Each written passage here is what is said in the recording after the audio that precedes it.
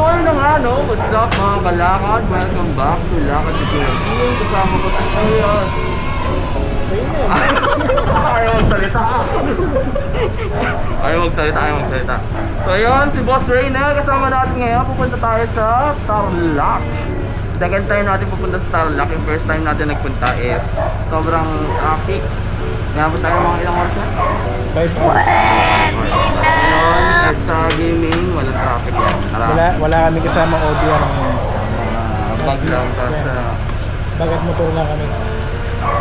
So yun, tara guys, let's go!